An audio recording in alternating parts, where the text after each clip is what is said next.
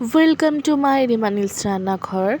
তো আজকের আমি একটা দুর্দান্ত রেসিপি নিয়ে চলে এসেছি, যার নাম হচ্ছে চিলি পটেটো রেসিপি। তো এটা খুবই ইউনিক রেসিপি। তো চলুন কিভাবে বানাচ্ছি সেটা আপনাদের সাথে শেয়ার করে নেব। এখানে দেখুন, আলুটাকে আমি ফ্রেঞ্চ ফ্রাইজের মতো সাইজ করে কিন্তু কেটে নিয়েছি। লম্বা লম্বা সরু সরু, খুব একটা সরু নয়, মিডিয়াম সাইজ সরু করেছি আর লম্বা করে কেটে নিয়েছি।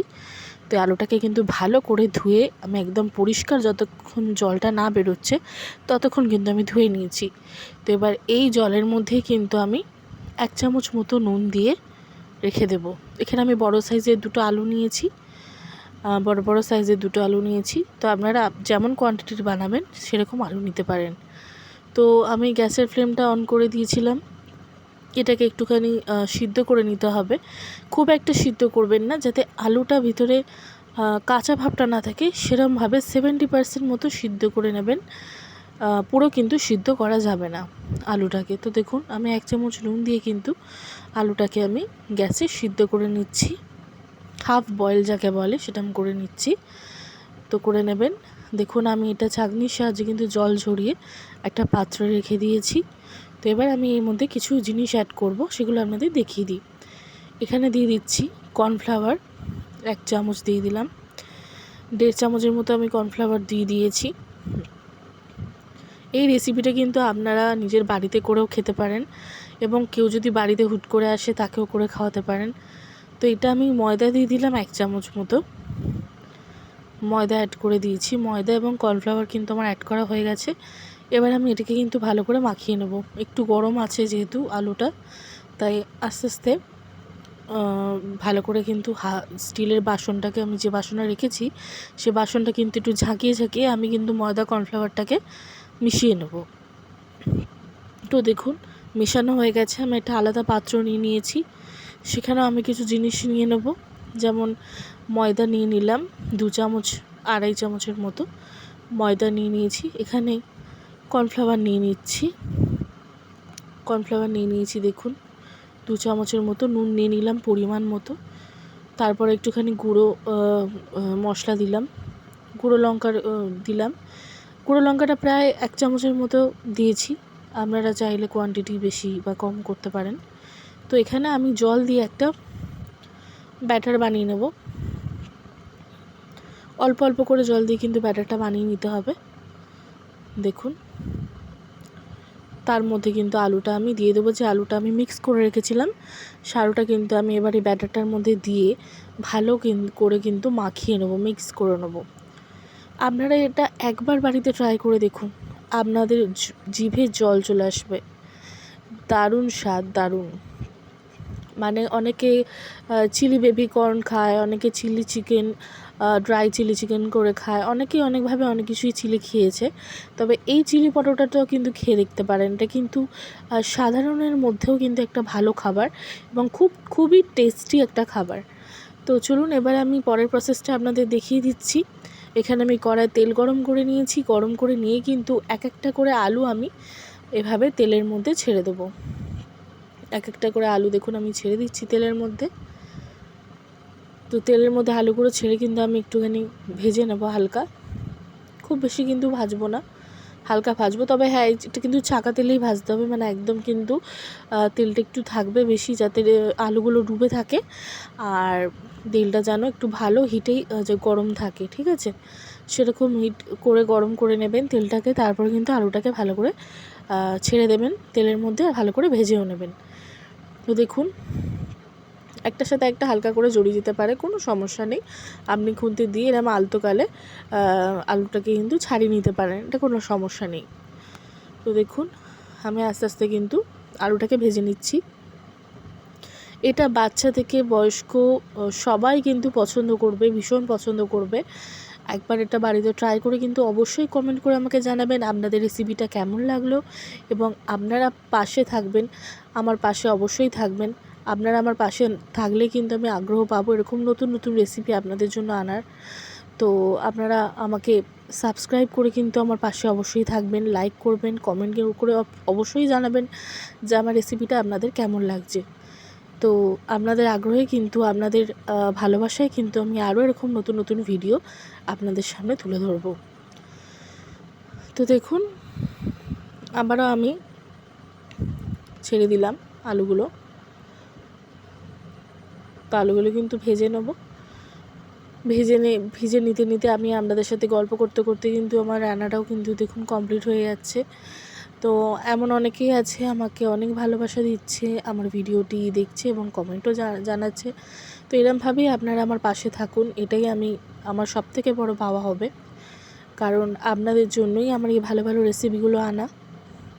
তো দেখুন আলুগুলো কত সুন্দরভাবে ভাজা হয়ে গেছে, একদম দেখুন ক্রিস্পি ভাজা হয়েছে। দেখুন আলুগুলো কতটা ক্রিস্পি হয়েছে এবং কতটা ঝরঝরে, কতটা সুন্দর ভাজা হয়েছে দেখুন। তো চলুন পরের স্টেপ দেখাবো। কড়াইয়ে আমি তেলটা কমিয়ে নেব, ওই তেলই আছে, তেলটা আমি কমিয়ে নিয়েছি। তো কমিয়ে নিয়ে আমি তেলে কিছু জিনিস অ্যাড করে দেবো। এখানে দেখুন আমি একটুখানি পেঁয়াজ কালি রেখেছি, রসুন কুচি রেখেছি, ধনেপাতা কুচি, ক্যাপসিকাম কুচি, পেঁয়াজ কুচি এবং কাঁচা লঙ্কা কুচি।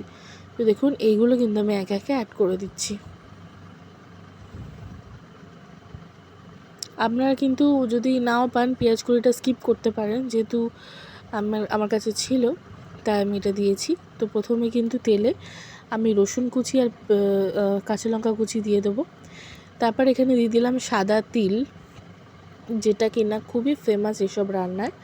অবশ্যই সাদা তিল দিলে কিন্তু দেখতেও ভালো লাগে এবং টেস্টটাও ভালো লাগে। তো সাদা তিল, রসুন কুচি আর কাঁচা লঙ্কা ভেজে নেওয়ার পরেই কিন্তু আমি পেঁয়াজটা এখানে অ্যাড করে দেবো। খুব বেশি ভাজা দরকার নেই, কারণ এটা চিলি পটেটো রেসিপি। তো চিলি যে কোনো রেসিপিতে কিন্তু বেশি ভাজার কোনো প্রয়োজন পড়ে না, হালকা ভাজলে কিন্তু বেশি টেস্টি লাগে। তো দেখুন পেঁয়াজটাও কিন্তু হালকা নেড়ে ছেড়ে আমি এখানে ক্যাপসিকামটা অ্যাড করে দিয়েছি। তো ক্যাপসিকামটাও নেড়ে ছেড়ে আমি এখানে একটুখানি 1 চামচ মতো কর্নফ্লাওয়ার নিয়ে নিয়েছি। কর্নফ্লাওয়ারের মধ্যে একটু জল মিক্স করে সেটাকে রেডি করে রেখেছি। ভালো করে কিন্তু মিশিয়ে নিতে হবে যেন কোনো লাম্পস না থাকে। তো দেখুন এখানে আমি এই সবজিগুলোকে নাড়িয়ে চাড়িয়ে একদম একটু রেডি করে নিচ্ছি। তো ভালো করে নাড়িয়ে চাড়িয়ে কিন্তু হালকা ভাজা ভাজা করে নিচ্ছি। তো দেখুন এখানে আমি সয়া সস অ্যাড করছি, সয়া সস অ্যাড করলাম। এরপরে রেড চিলি যে সসটা আছে সেটা অবশ্যই অ্যাড করবেন, তাতে কিন্তু টেস্টটা দারুণ আসে। রেড চিলি সস অ্যাড করার পরে একটু ভালো করে নাড়িয়ে নেবেন। ভালো করে কিন্তু নাড়িয়ে চাড়িয়ে আমরা মিশিয়ে নেব। দারুণ টেস্টি হয় বন্ধুরা, আপনাদের বলে বোঝাবার মতো নয়, আপনারা একবার ট্রাই করবেন।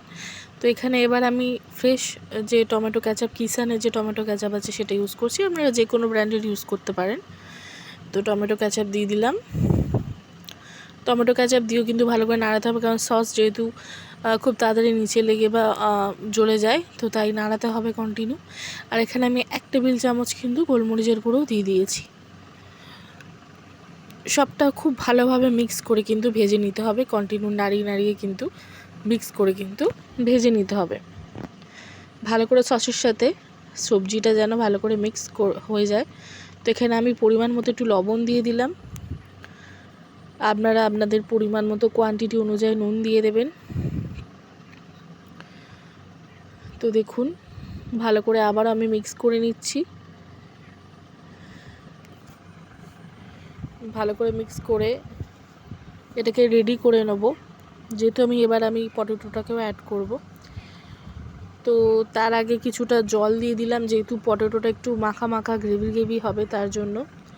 তো হালকা একটু জল দিয়ে দিয়েছি, একদম অল্প জলটা দিতে হবে, যাতে গ্রেভিটা গায়ে গায়ে মনে হয় গায়ে গায়ে আছে, ঘন থাকে যেন। তো আমি যে কর্নফ্লাওয়ারের মিক্সিংটা করে রেখেছিলাম এই পজিশানে সেইটা কিন্তু দিয়ে দেবো। তো দেখুন এই পজিশানে কিন্তু সেটা আমি দিয়ে দিলাম। সেটা দিয়ে দেওয়ার পরে কিন্তু গ্রেভিটা আরও সুন্দর হয়ে যাবে, পুরো প্রিপেয়ার হয়ে যাবে চিলি পটেটোর জন্য। তো দেখুন পুরোই প্রিপেয়ার হয়ে গেছে। তো ভালো করে কিন্তু মিক্স করে নিচ্ছি।